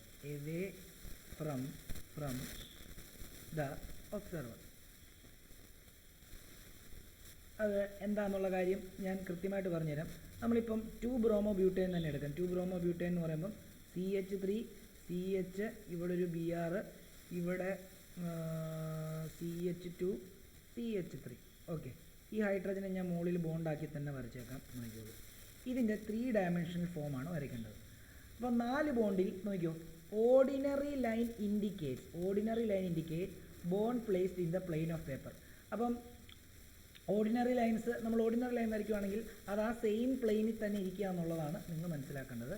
പിന്നെ thick line വരച്ചു കഴിഞ്ഞാൽ അത് bond towards observer, അതായത് അതായത് അവിടെ നിന്ന് ഇപ്പോൾ ഒരു പേപ്പറിൽ ഒരു വര വരയ്ക്കുകയാണെങ്കിൽ പേപ്പറിൽ നിന്ന് പുറത്തോട്ട് ഇറങ്ങി വരുന്ന ഒരു ബോണ്ട് എന്നുള്ള രീതിയിൽ അത് കൺസിഡർ ചെയ്യുക തിക്ക് ലൈൻസ്. ഡോട്ടഡ് ലൈൻ റെപ്രസെൻറ്റ് ചെയ്യുന്നത് ആ പേപ്പറിൻ്റെ ഉള്ളിൽ അപ്പുറത്തെ സൈഡിലേക്ക്, എവേ ഫ്രം ദി ഒബ്സർവർ. അപ്പോൾ ഇതിനെ നോക്കി നമുക്ക് ഇഷ്ടമുള്ള 2 ബോണ്ടിനെ സെയിം പ്ലെയിനിലാക്കാം. അപ്പോൾ ഉദാഹരണം പറയുകയാണെങ്കിൽ നോക്കിയോ, ഞാനിപ്പം ഇതിനെയും സെയിം പ്ലെയിനിലാക്കുവാണേ. അപ്പം അതിനെ നമുക്ക് ഇങ്ങനെ വരയ്ക്കാം. ഇതിനെ നമ്മൾ ചിറാൽ കാർബണിലാണ് വെച്ചിട്ടാണ് നമ്മൾ ഇതെല്ലാം ചെയ്യുന്നത്. അപ്പോൾ ഇത് H, ഇത് നോക്കി, ഇതൊരു CH3. ഓക്കെ, ഇനിയും തിക്ക് ലൈനാണ്. തിക്ക് ലൈൻ എന്ന് പറയുമ്പോഴത്തേക്ക് നമുക്ക് ഇതിൻ്റെ ഇങ്ങനെ വരയ്ക്കാം. തിക്ക് ലൈൻ എന്ന് പറയുമ്പം ഒബ്സർവറിൻ്റെ അടുത്തോട്ട് കണ്ടോ, ഇതാണ് തിക്ക് ലൈൻ.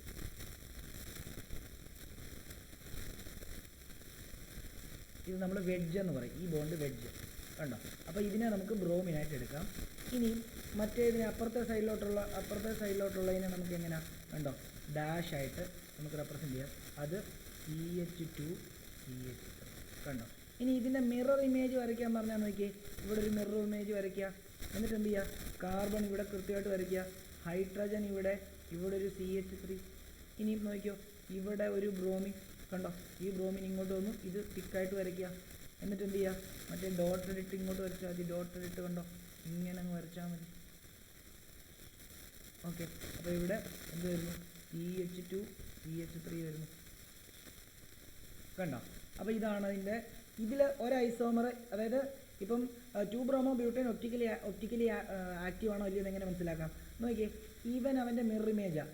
ഇവനെ പൊക്കിയെടുത്ത് ഇതിനെ മണ്ടയ്ക്ക് വെച്ച് കഴിഞ്ഞാൽ കോയിൻസൈഡ് ചെയ്യുമോ അദ്വൈത? ഇല്ല സർ. കോയിൻസൈഡ് ചെയ്യുമോ അഭിരാമേ? ഇല്ല. അപ്പോൾ അതുകൊണ്ട് തന്നെ ഇവർ ഒപ്റ്റിക്കലി ആക്റ്റീവ് ആണ്. അതായത് ഇവൻ ഡെക്സ്ട്രോ റൊട്ടേറ്ററി എന്താ 2-bromobutane ആയിരിക്കും. 2-bromobutane എന്ന് നമുക്ക് പറയാൻ പറ്റും. ഇവൻ ലേവോ റൊട്ടേറ്ററി 2-bromobutane എന്ന് പറയാൻ പറ്റും. 2-bromobutane എന്ന് പറയാൻ പറ്റും. മനസ്സിലായി? ഇങ്ങനെയാണ് അതിൻ്റെ കൺസെപ്റ്റ് പോകുന്നത്. അപ്പോൾ അതിൻ്റെ താഴോട്ട് എഴുതാം, they are non super impossible hence കൈറാൽ കൈറാൽ കൈറാൽ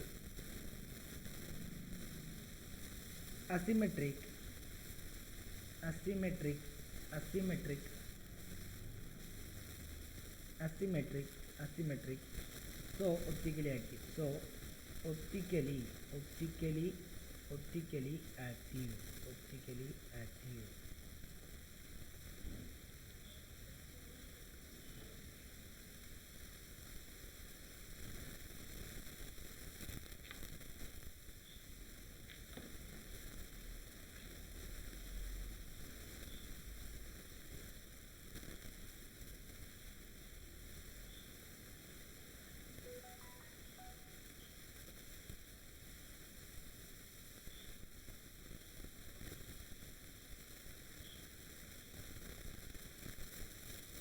clear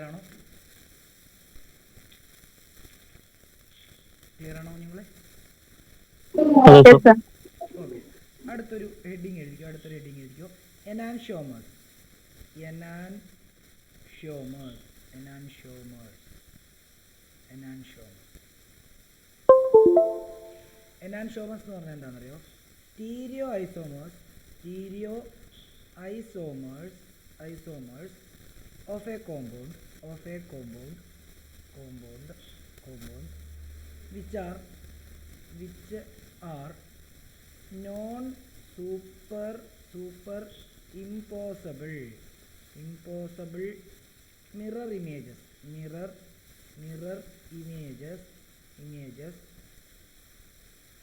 non superimposable mirror images of each other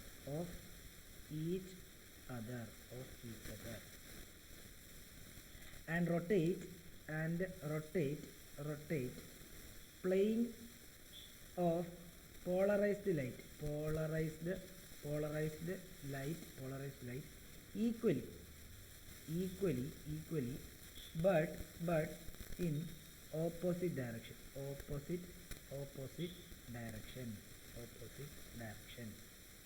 അതായത് നമ്മളിപ്പോൾ നേരത്തെ മുമ്പിൽ വരച്ചില്ലേ കണ്ടേ ഇവരെ രണ്ടുപേരെയും ഇനാൻഷ്യോമേഴ്സ് എന്നാണ് പറയുന്നത് ഇതും ഒരു ഇനാൻഷ്യോമറാണ് ഇതും ഒരു ഇനാൻഷ്യോമറാണ് അതല്ലേ ഈ ഡെഫിനിഷൻ പറയുന്നത് അതായത് stereo isomers of A compound ഒരു കോമ്പൗണ്ടിൻ്റെ സ്റ്റീരിയോ ഐസോമേഴ്സ് ആണ് സ്റ്റീരിയോ ഐസോമേഴ്സ് എന്ന് പറഞ്ഞാൽ എന്താ പ്ലെയിൻ പോളറൈസ്ഡ് ലൈറ്റിനെ ഒരു കോമ്പൗണ്ടിനകത്തൂടെ കടത്തി വിട്ട് കഴിഞ്ഞാൽ വലത്തോട്ടും മറ്റേനകത്തെ ഇടത്തോട്ടും റൊട്ടേറ്റ് ചെയ്യും അപ്പം ആണ് stereo isomers of compound which are non super impossible mirror images of each other രണ്ടുപേരും തമ്മിൽ നോൺ സൂപ്പർ ഇമ്പോസിബിൾ മിറർ ഇമേജാണ് ഇവനെ പൊക്കിയെടുത്ത് ഇവൻ്റെ മണ്ടയ്ക്ക് വെച്ചാലും ഇവനെ പൊക്കിയെടുത്ത് ഇവൻ്റെ മണ്ടയ്ക്ക് വെച്ചാലും രണ്ടുപേരും കോയിൻസൈഡ് ചെയ്യത്തില്ല അപ്പം അങ്ങനെയുള്ള കോമ്പൗണ്ടാണ്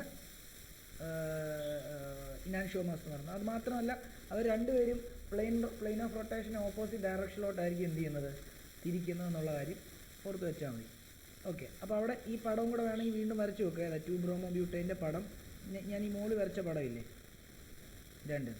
ഇത് താഴോട്ടെടുത്ത് വീണ്ടും വരയ്ക്കുക കണ്ടോ ഇത് ഈ സാധനം എടുത്ത് അതേപോലെ തന്നെ എന്ത് ചെയ്യുക താഴോട്ട് വരയ്ക്കുക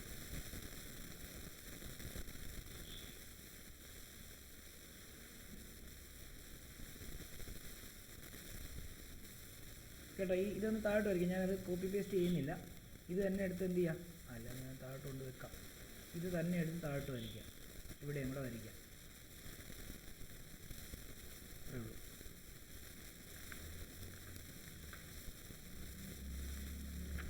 ഇനി രണ്ട് ടേമും കൂടെ ഉള്ളൂ പഠിക്കാനായിട്ട് ഒന്ന് റസമിക് മിക്സ്ചർ എന്ന് പറയും ഇത് നിങ്ങൾ വരച്ചാൽ മതി റസമിക് മിക്സ്ചർ എന്ന് പറയും നോക്കിക്കോളൂ റസമിക് mixture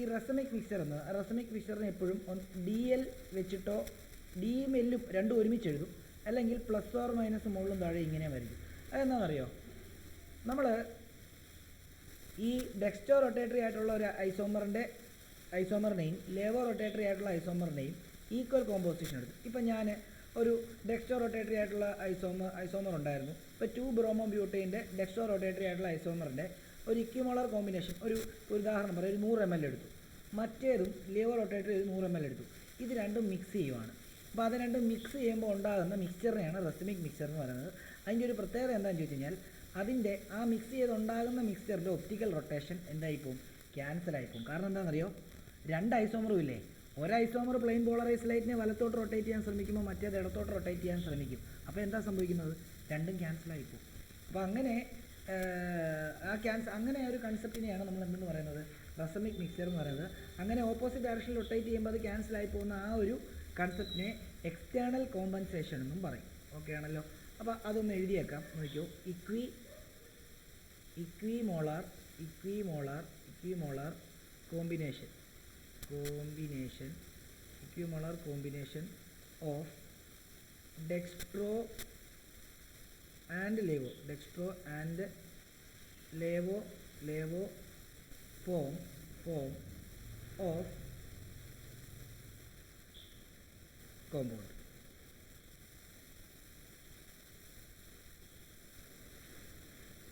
This mixture is optically inactive as one molecule rotate in one direction rotate plane polarized light in one direction and the other in opposite direction. Such a condition is called, രണ്ടും ഒരേ പാത്രത്തിൽ എടുത്തിരിക്കുന്ന രണ്ട് സാധനം opposite ഡയറക്ഷനിലോട്ട് rotate ചെയ്യുന്ന ഈ ഒരു കണ്ടീഷനെ പറയുന്ന പേരാണ് സച്ച് കണ്ടീഷൻ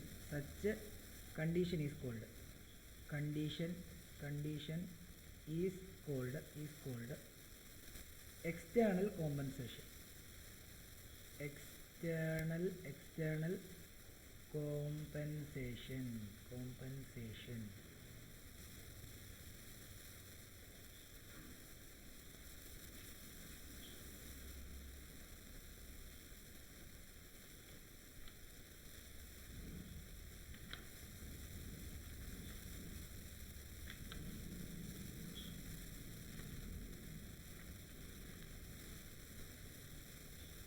ഇനി ഈ റസമൈസേഷൻ എന്ന് പറയുന്നൊരു സാധനം കൂടെ എഴുതി വെച്ചോ. റസമൈസേഷൻ ഹെഡിങ് ആണ്. റസമൈസേഷൻ അതായത് ഈ ഇങ്ങനെ മിക്സ് ചെയ്ത് ഉണ്ടാക്കുന്നതിനാണ് റസമൈസേഷൻ എന്ന് പറയുന്നത്. The phenomenon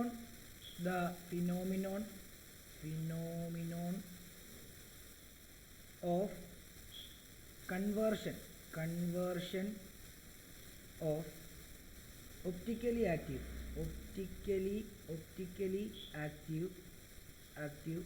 compound into racemic mixture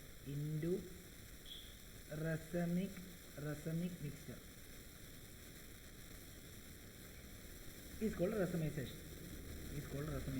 അതായത് ശരിക്കും പറഞ്ഞാൽ നിങ്ങൾ ആലോചിച്ച് നോക്കിയേ, ഡെക്സ്ട്രോയും ലേവോ ആയിട്ടുള്ള ആൾക്കാരാണ്, രണ്ടുപേരും ഒപ്റ്റിക്കലി ആക്റ്റീവാണ്. അവരെ ഇക്വിമോളാർ കോമ്പിനേഷൻ എടുത്തിട്ട് അത് മിക്സ് ചെയ്യുന്ന സമയത്ത് അതിൻ്റെ ഒപ്റ്റിക്കൽ ആക്ടിവിറ്റി നഷ്ടപ്പെട്ടു പോകുന്നു. ഇതിനെയാണ് റസമൈസേഷൻ എന്ന് പറയുന്നത്.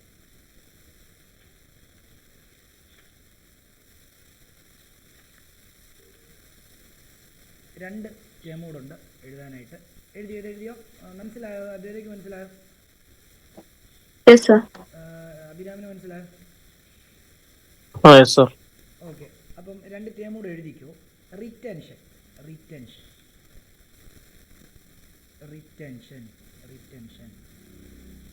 അയ്യോ ഒരു സെക്കൻഡ് റിറ്റൻഷന് മുമ്പ് അത് റിറ്റൻഷൻ ഒന്ന് കിട്ടിയത്. അതിന് മുമ്പ് ഒരു കോൺഫിഗറേഷൻ എന്ന് പറഞ്ഞ ടേം എഴുതാറുണ്ട്. Configuration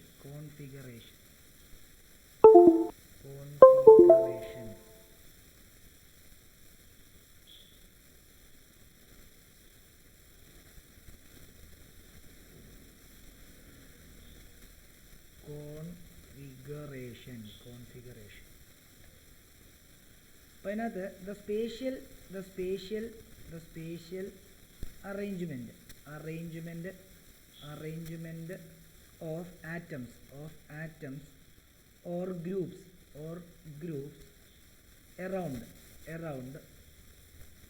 an asymmetric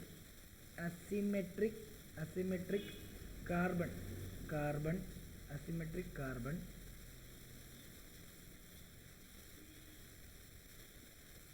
that characterizes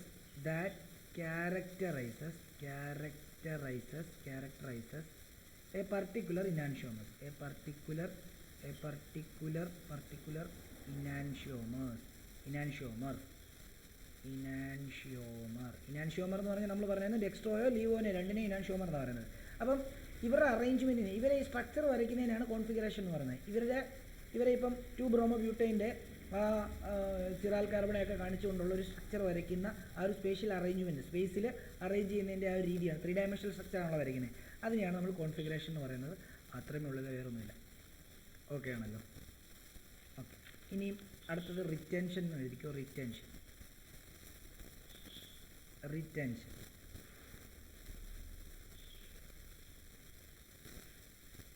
അതായത് നമ്മൾ ഒരു കെമിക്കൽ റിയാക്ഷൻ നടന്നാലും ആ റിയാക്റ്റൻറ്റിൻ്റെ കോൺഫിഗറേഷൻ എങ്ങനെയാണോ അത് ചേഞ്ച് ചെയ്യുന്നില്ല എന്നുണ്ടെങ്കിൽ അതിനെ റീറ്റൻഷൻ ഓഫ് കോൺഫിഗറേഷൻ എന്ന് പറയും.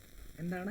ഇപ്പോൾ ഒരു കെമിക്കൽ റിയാക്ഷൻ നടന്നു, ആ റിയാക്ഷൻ നടക്കുന്ന സമയത്ത് ആ റിയാക്റ്റൻ്റ് എങ്ങനെയാണോ ആദ്യത്തെ 3 dimensional ഷേപ്പ് അത് ചേഞ്ച് ചെയ്യുന്നില്ല, അല്ലെങ്കിൽ അത് തിരിയുന്നോ മറിയുന്നോ ഒന്നും ഇല്ല എന്നുണ്ടെങ്കിൽ അതിനർത്ഥം എന്താ? ആ ഷേപ്പ് റീറ്റെയിൻ ചെയ്തു എന്നർത്ഥം. അതിനെയാണ് റീറ്റൻഷൻ ഓഫ് കോൺഫിഗറേഷൻ എന്ന് പറയുന്നത്. അപ്പോൾ അത് താഴോട്ട് എഴുതിക്കോളൂ. Retention of configuration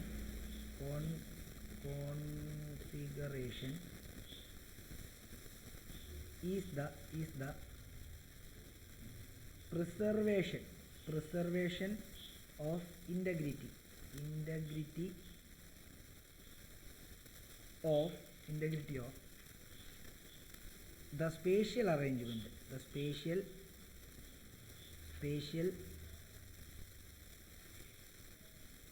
spatial arrangement of bond to an asymmetric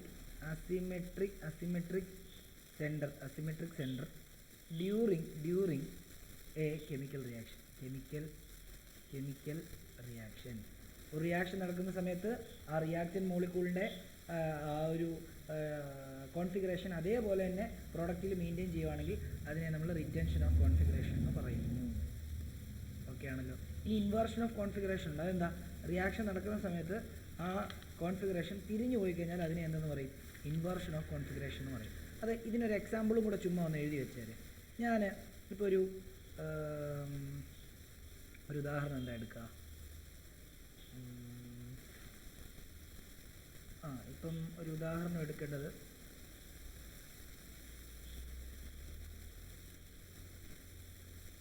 ഇപ്പം ഇങ്ങനെ ഒരു OH ഇങ്ങനെയാണ് ഷേപ്പ്. ഓക്കെ ആണല്ലോ. അപ്പം പ്ലസ് ഞാൻ HCl ചെയ്യുവാന്ന് വിചാരിച്ചു. ഗീവ്സ് ഈ കോമ്പൗണ്ട് ഇങ്ങനെ തന്നെ ഷേപ്പ് ഒന്നും ചേഞ്ച് ചെയ്യുന്നില്ല. ഇതൊരു ചുമ്മാ ഒരു എക്സാമ്പിൾ വരച്ചാൽ കേട്ടോ, റീറ്റൻഷൻ നിങ്ങളെ കാണിക്കാൻ വേണ്ടി ചുമ്മാ ഒരു ഷേപ്പ്. അപ്പം ഇതിനകത്ത് OH മാറ്റിയിട്ട് അവിടെ Cl വന്നു. എന്നിട്ട് എന്ത് ചെയ്തു?